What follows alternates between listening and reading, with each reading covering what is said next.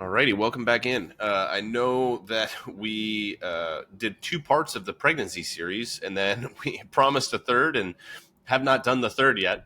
But there were a few time sensitive feels like the wrong word, but time appropriate things that we Time wanted to appropriate. do. Yeah. But that will be the next episode that Amy and I will record. Will be part 3 for pregnancy, and that's going to be postpartum. So I'm excited for that one to drop soon. So if you don't already, make sure you subscribe, and then you'll get notified when that happens, I assume. Mm-hmm. So excited for that. But the reason why this one is time appropriate is at some point in the last 2 weeks, I don't remember the exact date, but right around mid-March, 5 years ago, I started my training career. I was still a teacher at the time and was planning to leave at the end of the year. I had decided that I was going to leave teaching at the end of the year. I had really decided in like the fall, and then spent a lot of time, like at the end of football season, I had made that decision. And then I spent some time trying to figure out what I was going to do. And I knew that when I was 100% sure was when photo booth company, which I've talked about on the podcast before, that I had been working for during summers. It was a good part-time gig as a teacher. The guy who owned it sold it to another owner of a sister company in Vermont, and kind of was like, hey, Jeff can help you run it in New Hampshire. And so the guy from the company in Vermont was like, hey man, like I'd like to pay you like a salary effectively to run this. And it wasn't going to be my teaching salary, but it was going to be 60% of it for not full-time work. And it was something where that gave me the opportunity to then explore other things to kind of fill in the gap, but also explore what I might want to do longer term, because I kind of I wasn't itching to jump into sort of a 9-to-5 corporate job right away. I knew that was always an option, but I wanted to kind of explore. I had the opportunity. This was early 2019, so we weren't even pregnant with Levi yet. We were out of debt. Before. Yeah, the days before. We were out of debt, and we had the flexibility to for me to try some things and just kind of bridge the gap with different stuff. And so I had explored what it would look like to coach football at the college level. And then I realized that would have been a super fun gig, but you would have had to move. Yes. So it would have been awesome. Like I loved coaching football, and I really miss coaching football. If I ever like win the lottery, then I'll go back to coaching high school football. Guy I went to high school with coaches some big team. Ryan Day. Ohio State. You went to high school with Ryan Day? Yeah, he's 3 years older than me. His little brother is we grew up in the same neighborhood. That's funny. I can 100% say if I saw Ryan Day on the street, he would have no idea who I am. Yeah. Because our school was that big. So like it's not like it's a major Central flex. is big. Yeah. Adam Sandler also went to my school. Yeah. Didn't meet him until I was in 8th grade, and he was like in his 40s. Mm-hmm. Maybe 30s. I don't know how old he is. Anyway, he signed my sneaker. There you go. I still have it in the basement. we have a little bit in common, because I almost went to BC. I don't know if you knew that. Have I told you that? No. I signed. I paid my deposit like I was going to BC. I put it on like all of the senior year, the stuff on the wall and stuff like that. Like I paid my deposit. I was going to BC, and when I was going to BC, a guy who worked for my dad is Ryan Day's uncle. Mm-hmm. And Ryan was at BC at the time. He was the quarterback's coach or something like that. And the guy who worked for my dad, who I knew because I had worked for my dad part-time as well, was like, listen, I'll get Jeff like a work-study job as a water boy or whatever, for the football team. And how can you imagine? And that would have been really, really cool, obviously, and then be able to kind of follow. I was like, because I wanted to coach. I knew I wanted to coach even then. I was like, just kind of attached myself because Ryan and the offensive coordinator, whose name I'm forgetting, went to a few different places. And that's how Ryan ended up at Ohio State. And then he was the quarterback's coach and then the offensive coordinator. And then he became the head coach at Ohio State. Isn't it crazy? Just if you had done one thing different in your life, how different life would have been. Yeah. Well, I don't know if we've done the road not traveled conversation on the podcast before. I don't think on the pod, but I know I've had that conversation. I have it with John frequently, just because when he and I met, it was a night that I did not want to be out, and we met at a place that he never went to. So it was one of those. I was there for 5 minutes, he was there for 5 minutes, and I met the man I ended up marrying. So there's something to be said about those small moments. 100%. Well, I say that as well because I talk about like what would my life have been like had I got into training right away?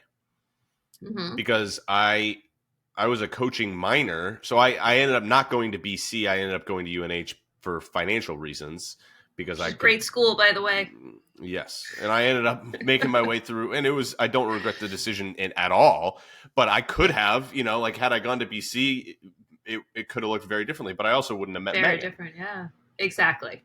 Like the life that I have wouldn't exist without having gone to UNH. And then even like the coaching thing, if I had like latched on to that in the kinesiology and those classes that I was taking that I was really enjoying, and I was like, you know what, I'm going to pursue this in college. I might not have met Megan because we were both in a teaching class together. So it is, and also I don't know if I would have made it as a coach at 22 years old. That's another thing. Is like it's a very different game because I was really an arrogant brat at 22. That, and I have such a hard time believing that. I'm sure if I met some of your friends when you were younger, they would set me straight. But just knowing you now, I have such a hard time, kind of like. Again, it wasn't like it was never malicious, and I don't think I came across but I just was very much like I didn't really think through a lot of the ramifications of things, and I rubbed, that's just adolescence. Yeah, and I rubbed a lot of people the wrong way because of that. Like I was just kind of in my own world, and I said a little bit of what I thought, and I thought, particularly with teaching, I thought I was going to be God's gift to education. Like I'm going to come in and fix teaching because teaching's all broken, and in with that attitude, right, that kind of the underlying assumption to that is that everybody else who you're working with is doing it wrong, and they probably don't love that idea. And then I get into it. That's like people who don't have kids being like, here's how you should parent. Here's how you should parent. And you're like, you don't like, I would never do XYZ. And it's like, listen, you can think that, and you might go that direction, but also know that like we all thought that. I would never let them watch a movie. Yeah. It's 2 hours of screen time. It's like, you know what? I'm going to let her watch it 6 times in a row if it keeps her quiet on a sick day. Yeah. She can do whatever she wants. So there was a little bit of that.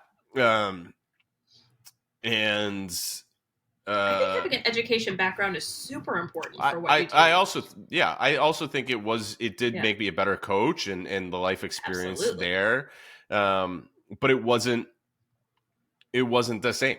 It's not, if I had, done it, I might have learned some of the things that I learned still. I just would have learned them in a different setting but who knows, and it's hard to think about the road not travel because the things that you do are oftentimes what leads you to, to where you are, and the road not travel. It's not always the grass is always greener on the other side. But so I thought about coaching, but I realized that was a little bit of a young man's game because I would have had to move basically every single year for the first 5 to 8 years to just kind of move up the ranks until I got to a place. And then it's a super volatile career.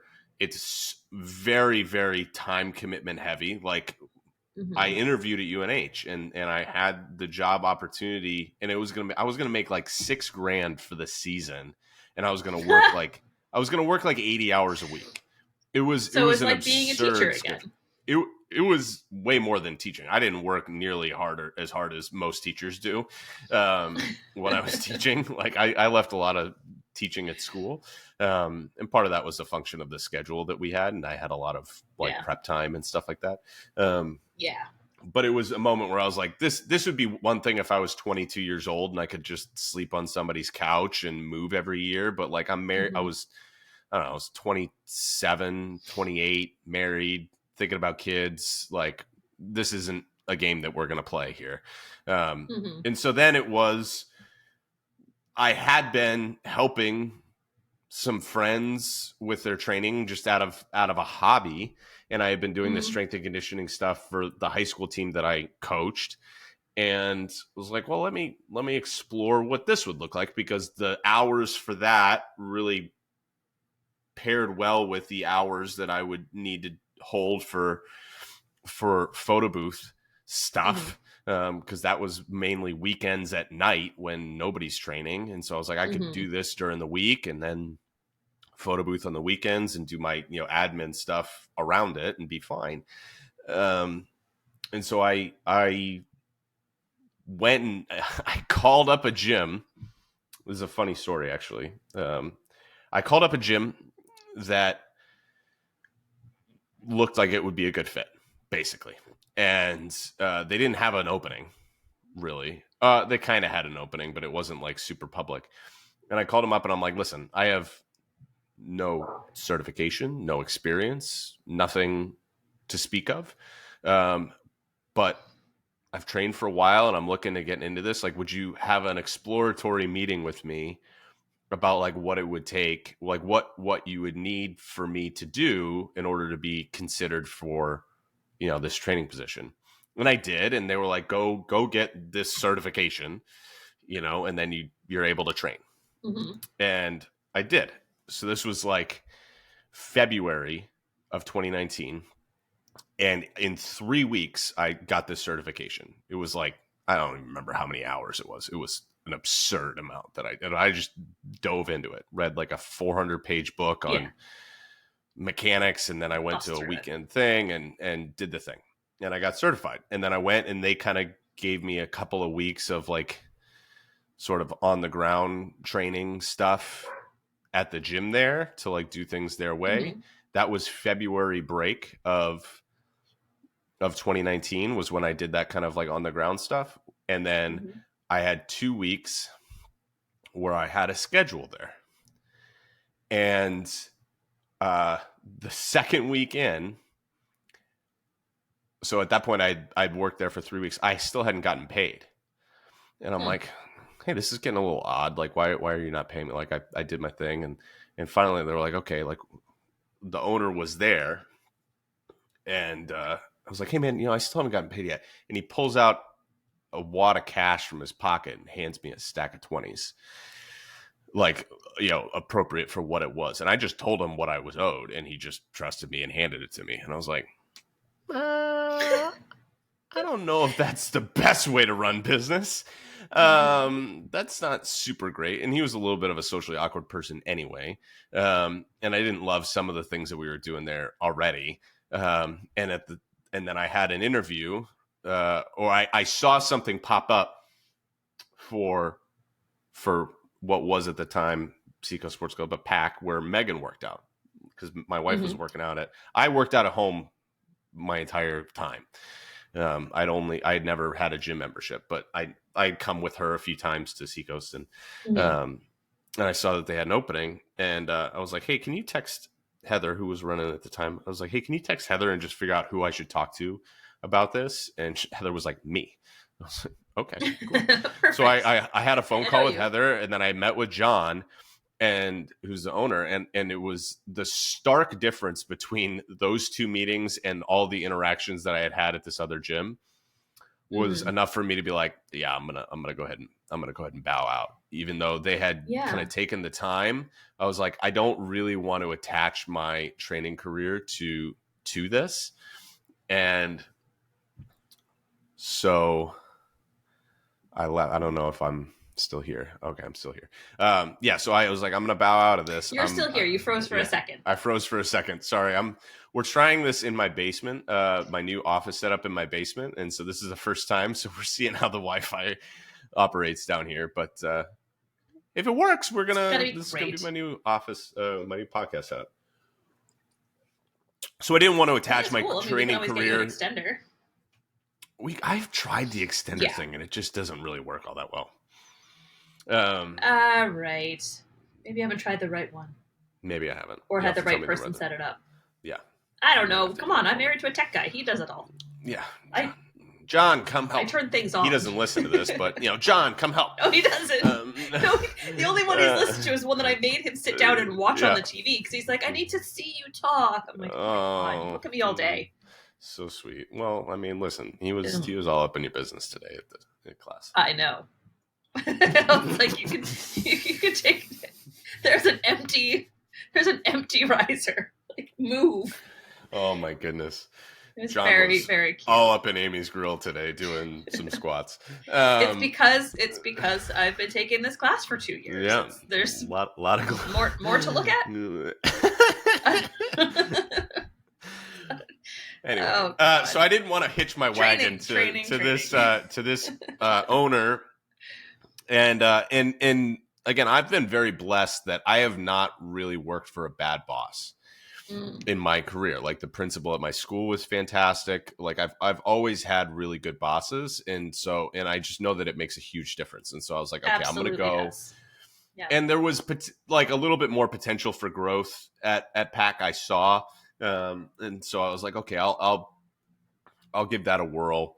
I'll go over there and I'll try it. And so I told them that I was going to leave the other gym, and the owner called me. And again, I'd worked there for 3 weeks at this point. And the owner called me and he was like, hey, like, I really see some potential for you here. Like, would love for you to not go. Like, what would it take for you to stay? And I'm like, dude, like, this is just it's not going to happen. It's just not going to go that way. And I apologize. And they are out of business. They were out of business prior to COVID. So wondering if they were still in existence, because it didn't sound familiar.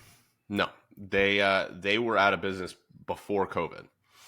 They did not last very long. Because their whole model was well organized. It was surprising. Did you fill out like W-2s and stuff? Or... Yeah, the whole thing. I got a W-2 that year for 3 weeks worth of work. Wow, that he paid you under the table for. Yeah, it was odd. It was an odd experience. Yeah, I'm glad. So anyway, so that was like mid March. So right around now, as we're recording this, that I started at PAC. And again, I was doing like maybe two classes a week after school sort of thing when we first started. It was not a lot that I was doing. I didn't really get a lot of clients. It wasn't, I just was like, okay, I'm going to do this. And then summertime, I started picking things up. So, but that was when I did it and I got a taste for it. And I was like, oh, I love this. And that was kind of the final, like, I was able to do it prior to not turning my contract in. So was huge for me to know that, like, I have the kind of stable income, semi-stable income from the photo booth piece. And then I have the potential long-term play and the thing that I want to do that I enjoy and I could see being a long-term thing in the coaching piece of it. So that was kind of how I got into it. So that was 5 years ago. And it's shifted and changed a lot during that. But I want to probably should have led with this. This is, so 5 years of training. I wanted to do 5 lessons with 5 years of training. I probably should have said that at the top. 5 lessons with 5 years of training. 20 minutes in. That might be the longest intro.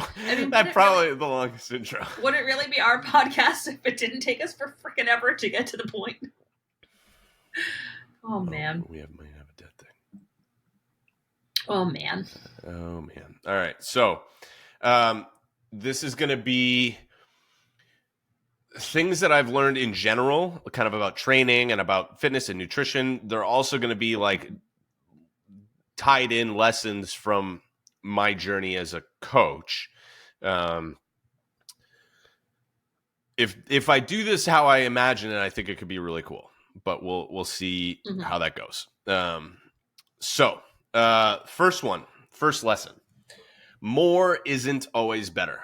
Better is better. Nice. First, off the bat, okay, let's talk about what we're talking about here. One of the things in coaching and the way that I did when we first came back from COVID at the gym, I was like the only trainer who was able to come back kind of semi full time at the beginning. Like Meg had the kids at home and Kelly was at the other location. And so it was really me doing a lot of the classes, particularly in the mornings in the early, the summer of 2020. And so I was doing like 9:15 classes Monday through Thursday. I was doing 6 a.m. classes Monday through Thursday. And I would see a lot of the same people there every day. Like they would come every single day at 9:15. And I was like, go home.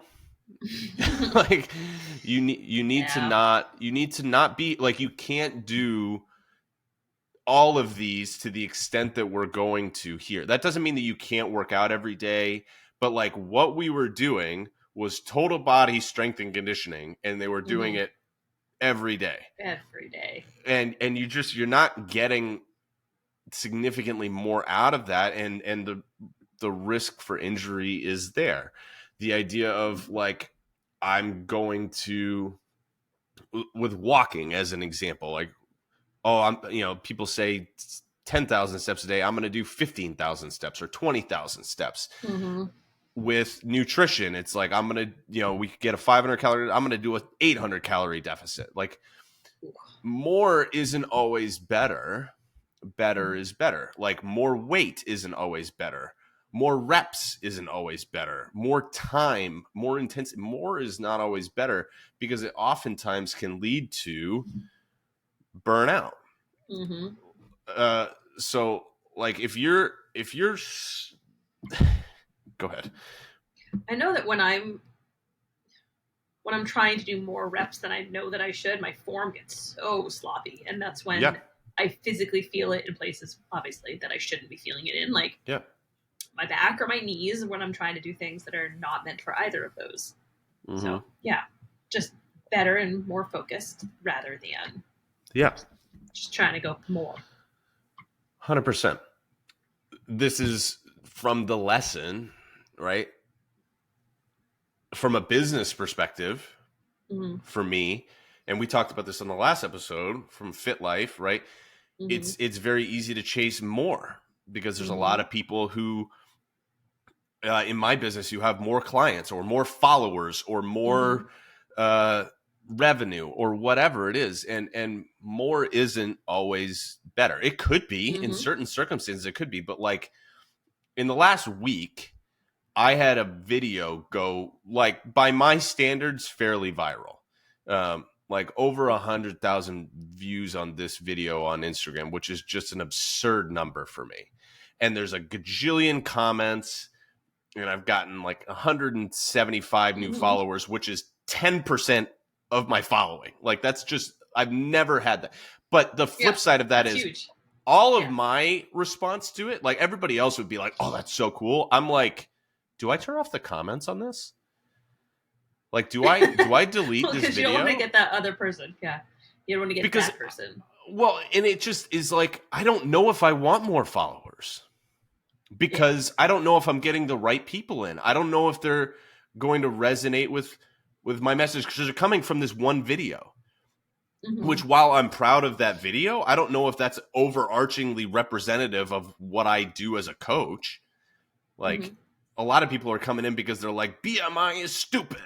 And I'm like, that wasn't the point of the video. And so I don't know if I'm getting, I'd rather have less followers that are that are better, that are more engaged. Depth is more interesting to me than width. And so like the conversation I had with Olivia today was like, what can we do to make people leave?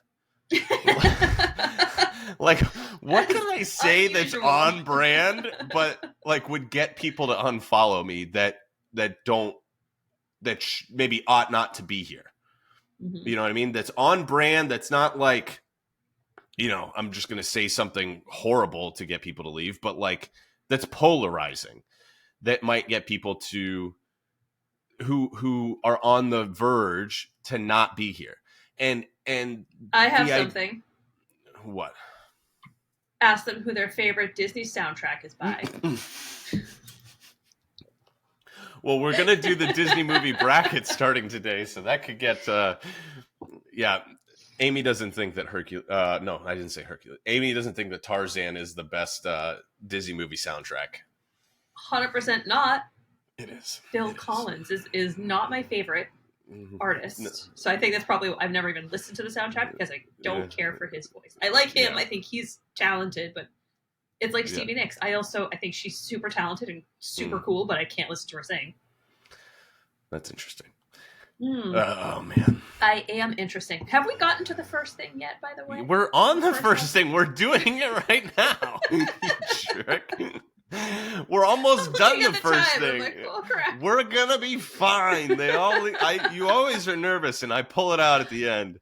I am nervous, only because I have things to do today. I know we're gonna be just fine. I know when your deadline is. We're gonna be just fine. I have to bring my dog to the vet. It's very stressful, but I'm ready for it. Okay, so the idea of more is tempting. Right. I was just talking to a client before we started recording, and she's like, she started with me and she has back pain and she wants to work out, but it hurts to work out. And I'm like, don't work out.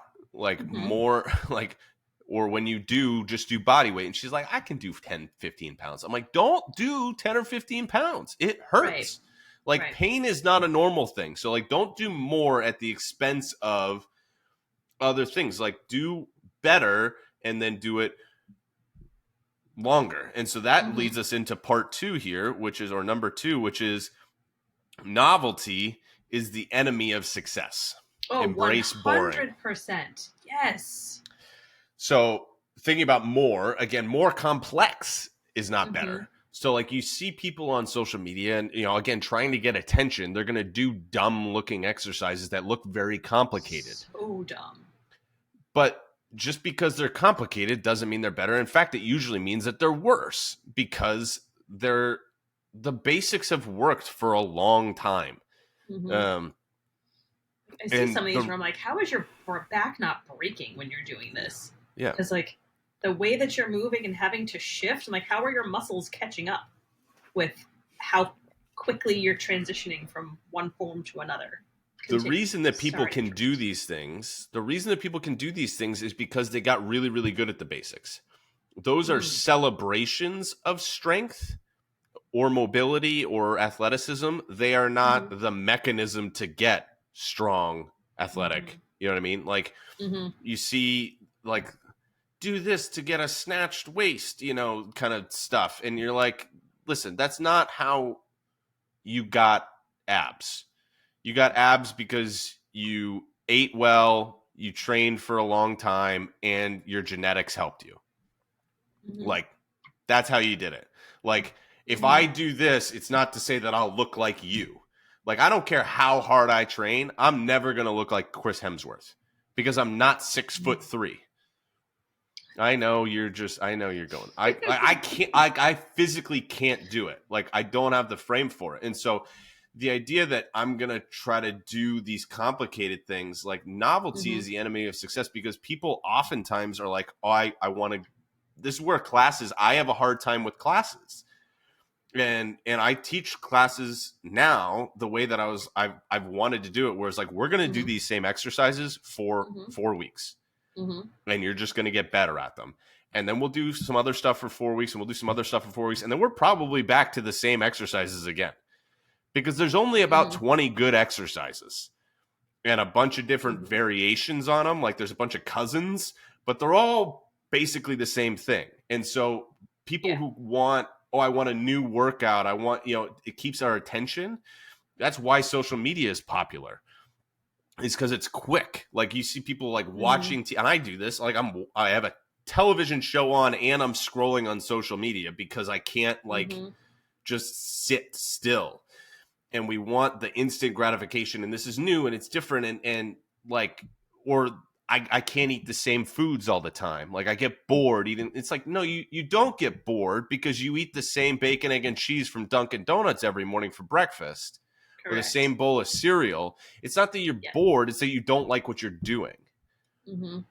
So we have to get out of the, like, it might be a little bit boring, but we talked about this. Boring is where it's at.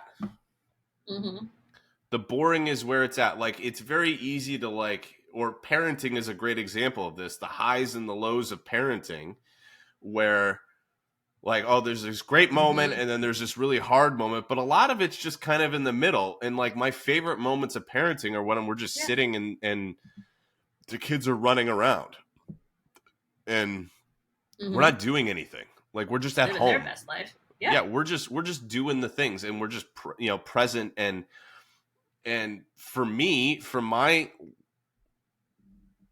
career and what I'm trying to do here is that it's very easy to chase the shiny new objects.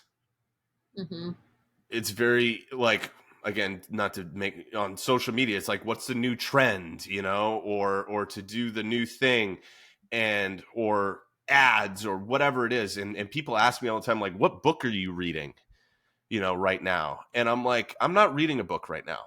And that's like super taboo not like I'm reading a fiction book at night, but I'm not reading like a business book right now. I'm not reading like a self-help or a fitness book right now. Yeah. And that doesn't mean that they're not good, but that's like super taboo in the fitness, like, go-getter world. Right. Like I go to the conference that I went to, and everybody out there is like, read 50, like all these things. And I'm like, there's nothing wrong with that. But for me, I can't execute on that idea. So like I have a book sitting here. This is the very next book I'm going to read. It's called Authority Content. And it's going to be about putting on like live events, some like live seminars. That's going to happen. I have the timeline for when I want to start doing those. And that's this summer into the fall. So I'm not going to read that book until the summer, because if I read it now, I can't do anything about it. And it's going to distract me from the things I'm trying to do right now. And so just embrace the nuts and bolts of what makes my business run are the same. I'm like a real person. I help the people that I can. I try to put out helpful content to reach certain people and to be a resource. I have real conversations with real people, and I take good care of my clients. Like that's what it's boring. It's not a get rich quick, but it's what works, and it's what's worked forever for everybody. And the same thing is true with fitness. Like, get some exercises, go into the gym and just do them and get a little bit better every single time that you do it. You might get bored, but like, just get bored. Like, you'll be fine. Like, they say it all the time with your parents, like God, as with kids, right? As a parent, it's like, God forbid that they're bored for a minute. Like, but they're allowed creativity and imagination comes from. You have to just be bored. Yep. And you're like, in the moment when you're bored, it's like, okay, just keep going now. Like, and then in 2 weeks again, it'll come back. Did you ever you watched How I Met Your Mother? Of course I did. So the 500 Miles song in the Fiero, right? And then the first time that they're doing it, and Ted's like, I can't listen to this song anymore. And Marshall goes, don't worry, it comes around again. Yeah. That's what good fitness looks like. When you listen to it so many times that you get to a point where, like, I don't think I could do another Bulgarian split squat again in my life. And if you do it for another 2 or 3 weeks, you'll be like, that was awesome. Love Bulgarian split squats. How did I ever consider not doing it? That's what it looks like. Yeah. I'm okay not doing them today. I know you didn't want to. But I did a lot of them today. They hurt my knees. Yes. All right. Number 3. Everyone is different, but the principles are the same. Meaning, let's take exercise as an example. Amy today. Yes. Everybody in the room, for the most part, was doing a variation on a split squat. They were doing a foot plant split squat up against the wall. That hurt Amy's knee. So Amy did a regular split squat. It's basically the same thing, right? It's basically the same thing. Yeah. All right. It's a cousin of it, right? But for Amy, that exercise was a better choice. There's no mandatory exercise. There's no necessary thing that we have to do. And everybody is a little bit different in the way that they're going to get to where they're getting to, right? Mm-hmm. Some exercises in one room, I might have 5 people trying to do the same thing, but they're doing 5 different variations, a different grip, a different stance, a different variation on a weight, whatever it is, to accomplish the same goal. But the principles are the same, right? You were still doing a knee dominant squat on one leg. That's what you were doing. Like, that was the principle. You could have done a split squat. You could have done a reverse lunge. You could have done a Bulgarian. This is what I'm talking about. Like, there's so many different ways to get there. The same thing is true with nutrition. Talk about nutrition. Like, you could do intermittent fasting. You could do keto. You could do small meals every couple of hours. You could do 3 big meals. You could not eat after 8 p.m. You could do low fat. You could do, mostly plant-based. You could do whatever it is that you decide is the one that fits for you. The principles are still the same, which are calories in, calories out, protein, fiber. You know what I mean? Like, those things are the same, and you can't escape them. And everybody's different. So this is where, like, people get into, like, I can't lose weight. Like, particularly menopause and things like that. And we'll probably do a series on menopause at some point. It's, oh man, my metabolism's not working, and my hormones are all over the place. And it's like, I get the frustration, like 100% get it. And everybody's different, but the principles are the same. Meaning, if you're, and I have a client who is kind of going through, she's like getting hormones. She's like, I don't understand why I'm not like, and for me, I'm like, I would have expected you to maybe make a little bit more progress than this in terms of pacing than you are based on what you're doing and what we have in front of us. But there are some things that might not be happening. So let's just take a menopausal woman as an example who's, hormones are going whatever, like, or late or whatever it is. The principles of calories in and calories out are this still hold true for that person. Okay. The thing that is changing for that person where they're like, I can't seem to do this no matter what I seem to do in terms of my calorie deficit, is their calories out are probably lower than they think that they are. And that's it. And it might be like annoyingly low. This is the genetics piece of it, right? Like, you could have 2 people who have the same body fat and the same height and all, like 2 people with exact same body compositions, same height, same body compositions. And one of them could probably eat 200, 300 calories more just based on their genetic predisposition. Like, we got to just own the fact that this is a reality. And so everybody's going to be different based on a whole number of factors. Everybody's life is different. Everybody's challenges are different. I have 3 kids. You have 1 kid. That doesn't mean that my life is harder than your life, but my life is different from your life. I think it does mean it's harder. I think in certain respects, but like, again, I don't like, that's one part of our lives. The flip side of that is, like, I have family 3 minutes down the road. You know what I mean? Like, so we could look at one thing and say, oh, they have it easier, or, you know what I mean? It's not as hard for them. And the flip side of it is it could be harder for them in other respects. Mm-hmm. And everybody's different. And so sometimes the principles are still the same though. So they are still doing the work that's required of them. Mm-hmm. And so that's where we have to kind of look in the mirror and be like, and Natalia Mello said this really, really well at Raise the Bar. And it's like, maybe it's not easier for them. Maybe they did the work that you're not willing to do. Mm. And it's not to say that you're not willing to do the work, but because the work that they're doing might be different from you. And a lot of this is like the grass is greener sort of thing. So like I struggle with whatever. Like if I struggled with, I'll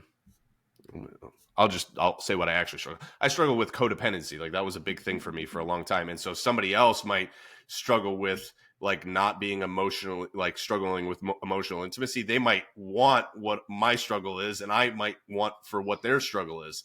But for both of us, the things that we struggle with they're just as hard. Mm-hmm.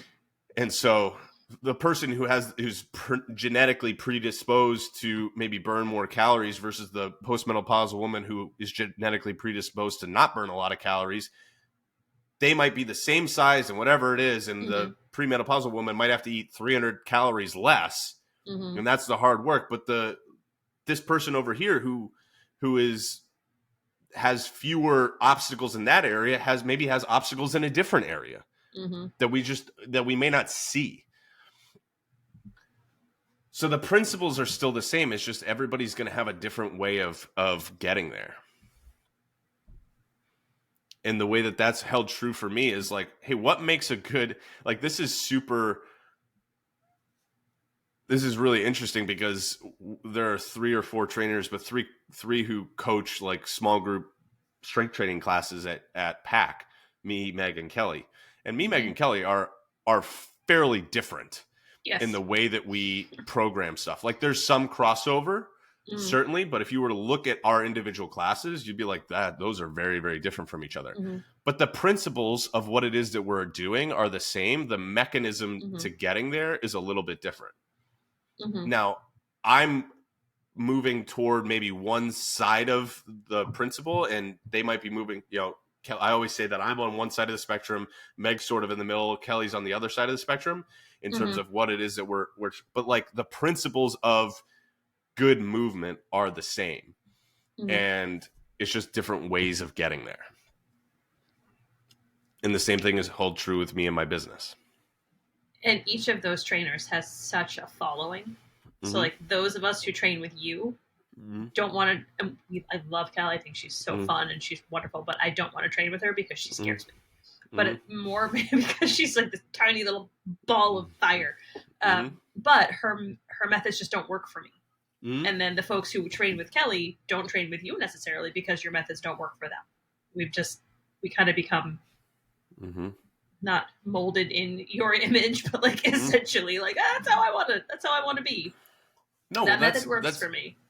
100%. Well, that kind of leads into the next piece of this, which is lesson 4, which is the hardest part of a fitness journey or a journey in general is finding the balance between intensity and sustainability. We always want to err on the side of sustainability because consistency trumps intensity and consistency wins. Now, but that's different again for each individual person. Like my threshold for what is sustainable versus too intense is different from somebody else. And that might shift throughout my life. Like when pre-kids, I trained 6 or 7 days a week for like an hour. And I wasn't like done my workout until I was lying on the floor in making a sweat angel. Like that was how I trained for a period of time in my life. I couldn't do what I did then now. I like actually don't think I wouldn't be able to make it all the way through. My threshold, my tolerance for that level of intensity right now is not there. The flip side of it is if you told 5, 6 years ago, Jeff to train like Jeff is training right now, he would get bored and he probably would Mm-hmm. fall off because it's not hard enough. And so to use what you're saying, like for some people, when they come to me, you know, a class with me, they might be like, this isn't what I need. Or online coaching clients who come to me who like want somebody to like drill sergeant them. It'd be like, get your crap together. You're the piece of gentlest garbage. drill sergeant. No, I'm going to call you on your stuff, but I'm going to do it oftentimes with just holding up a mirror and just being like, what do you see?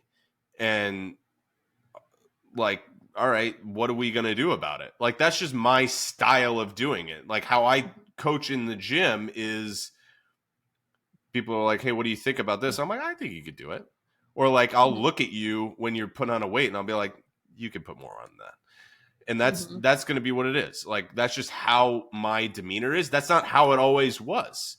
That's not how it was when I was coaching high school football. But I tell this story oftentimes. When I coached high school football, I tried very hard when I became the offensive coordinator the last couple of years that I was there. I tried very hard to be relatively like even keel. So then when I went up, or in the classroom too, when I went up, I like had their attention. So like if I were to yell, everybody's like, why is Delzell yelling? Yeah. You know, I had that room to go versus it becoming like dull. It's a little bit of I heard Tom Hanks talk about Clint Eastwood as a director. Oh, I love Tom Hanks. Me too. I heard Tom Hanks talk about Clint Eastwood as a director, and he said Clint Eastwood as a director talks to us like we're horses. Like he doesn't want to scare us. And so he just comes up to us and says, why don't we try that again? Like in a super calm voice, like just kind of talks to you quietly versus like, here we go, and rolling and action. Like that's just not Clint Eastwood. Clint Eastwood's just like, all right, go ahead. Like that's just how he does directing. And that's a little bit of how I try to coach, which is so that when I go to that gear, that's where I go to. And it kind of catches people's attention. Or like if I'm doing a conditioning thing at the end, I'll throw people off because we're doing like a circuit thing at the end, and I'll yell out. Normally the only thing I yell out is like rotate or go. I'm not doing a lot of the rah motivational stuff, but every now and then I'm like, keep it going. And they all stop and look at me. They're like, I thought you said stop. What? And I was like, because they heard me yell, and that's the only things that, you know what I mean? It's like that level of like, I've done it. Why is Jeff yelling? I don't understand. So that's my personality, that I tend to err even further. And I've grown into this in my training career on the side of sustainability. If you were to come to one of the classes that I did in March of 2019, I was a little bit more rah-rah because that's what I thought I needed to be, but it wasn't necessarily my personality. And so I steered into what makes sense. But there's people who, like my wife, Megan, loves to like work hard. Like she loves the intensity piece of it.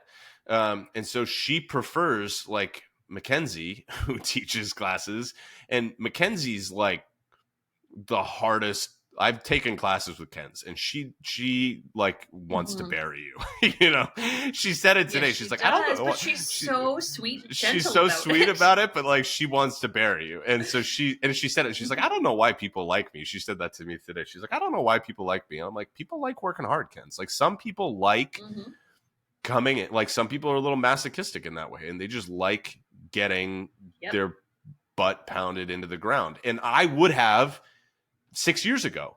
10 years, yeah. 6 years ago, I would have gone to Ken's class over my class and picked Ken's every single time because I would have liked that style. That would have been what made sense for me. And so when I talk about finding the balance between intensity and sustainability, that's individual for you. You have to find what your threshold is, but you want to err one notch below what you think you can handle because we don't want to burn out. So do a little bit less than you think that you can, but more than what's comfortable. Like it has to be, you have to push yourself past the comfort zone in order to inspire growth or progress or change, right? We talk about this with, a calorie deficit, right? Like you have to be outside of maintenance enough in order to force your body to go, Jeff's not eating enough calories. We have to, bail water overboard to get, we can't hold on to all of this because he's not feeding us enough for it. We have to go that far in order to inspire change, but we don't want to go so far that we just sink. And so we have to find that. So start on the sustainability side. And then if you can keep doing it, then continually push yourself into the intensity side of things. But you're better off going too slow than too fast. Because because consistency and volume will eventually win. Like I give this example a lot, which is like, I could do a really, really hard workout, like a 10 out of 10, like a Kenzie workout. Like I cannot move afterward. And then I don't work out the rest of the week because I just killed myself. Or I could do 3 workouts at a 5 out of 10 in the week. Which one did I get more work in? Well, the 3 5s.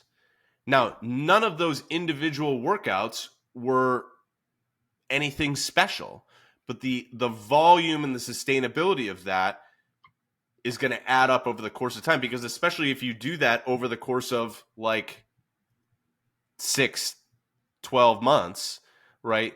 Those extra 5 effort points, they add up a lot. And so you're better off getting into the space of accruing extra volume, and sustainability than going too hard and not being able to keep up with it. And that's true with everything. There's a reason I only post 5 days a week. Whereas most people who have been doing it as long as I have post once a day or more. And I just don't, because I know that I can stick with 5 days a week. I can do 5 days a week and I can do it without really a question.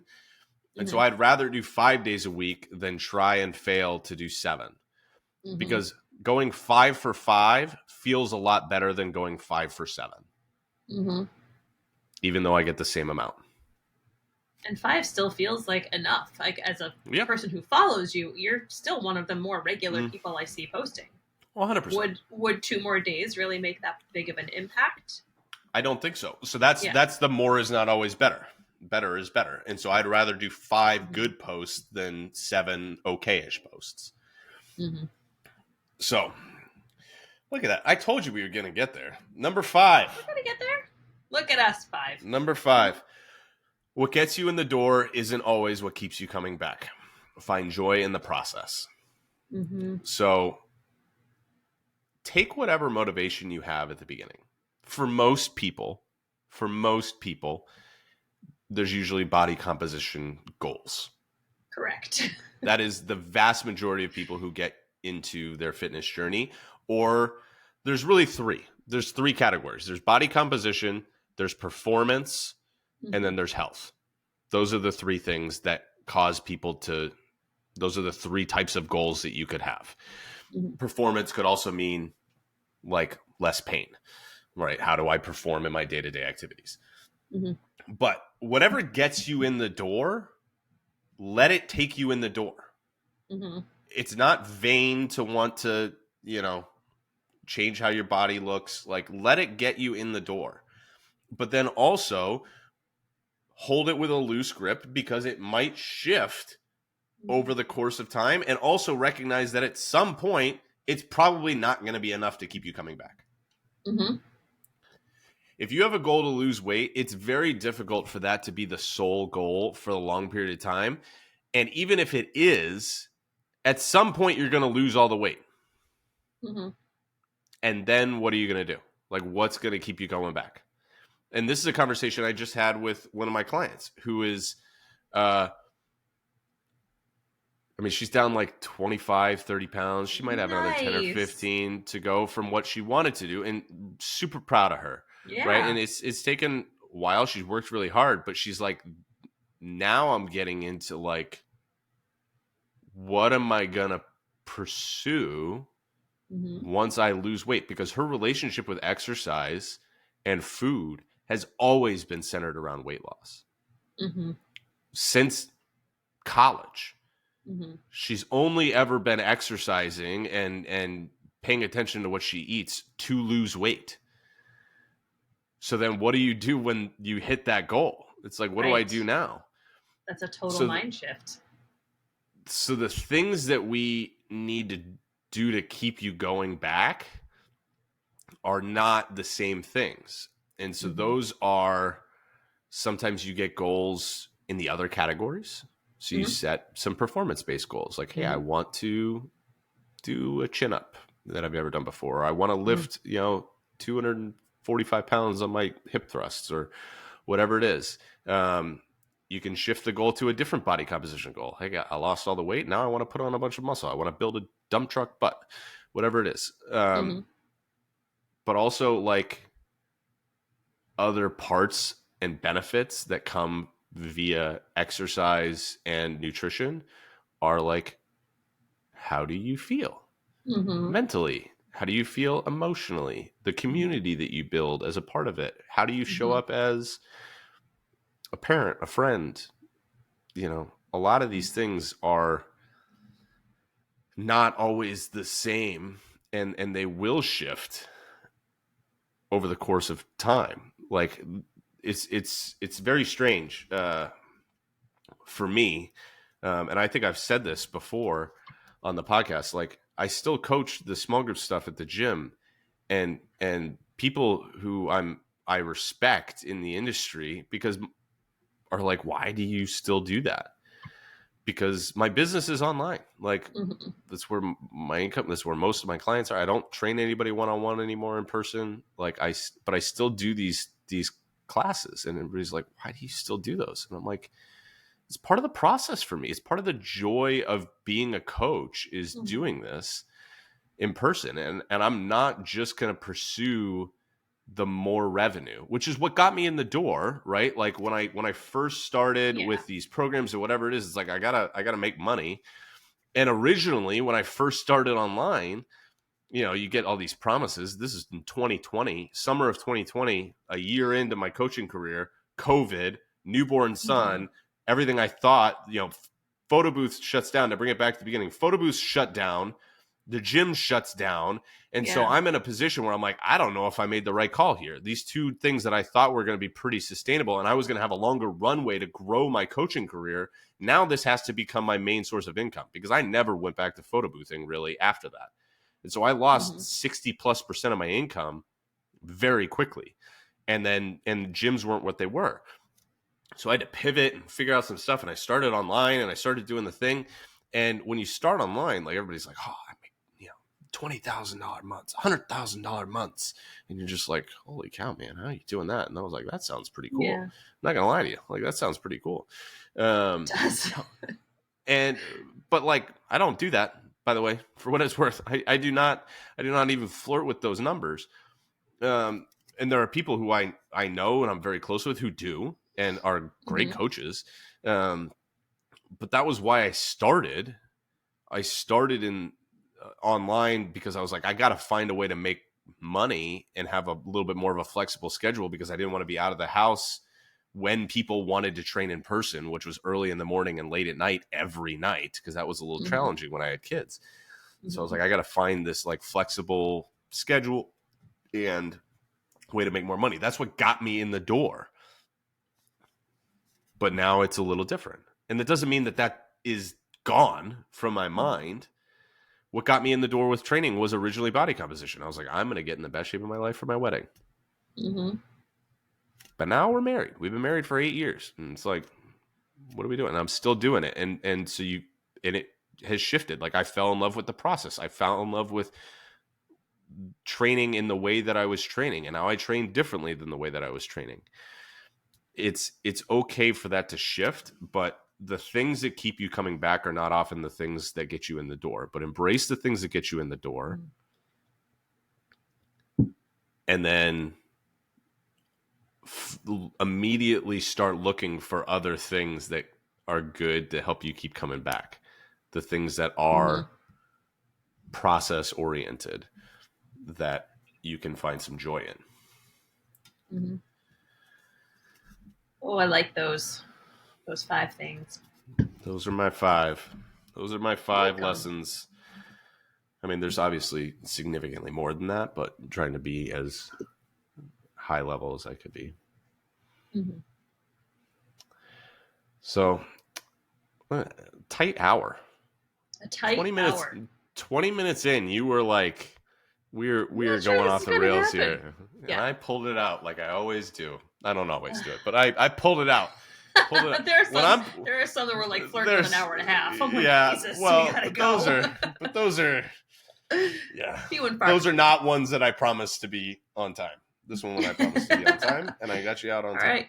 I think I figured out the magic formula. I was going to tell Jeff I have somewhere to be. Yeah, somewhere to be. Put a deadline on me. I'm very good at coming in under the wire. I was very good at that. So appreciate y'all listening.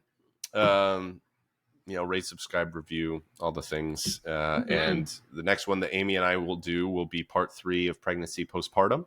And then we'll be getting some more coaches on here too. So excited for all that. We'll talk to you soon. Yeah. Bye, y'all.